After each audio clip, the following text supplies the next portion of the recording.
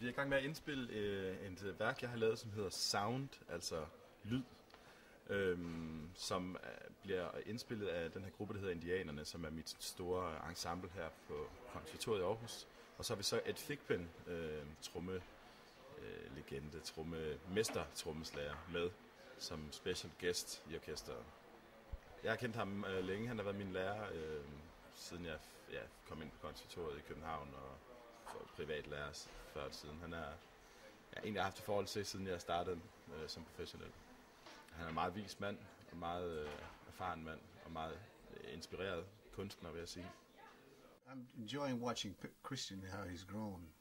He's also a composer, and he reaches beyond drums. It's music, the sound of music, you know. So I'm very proud of him.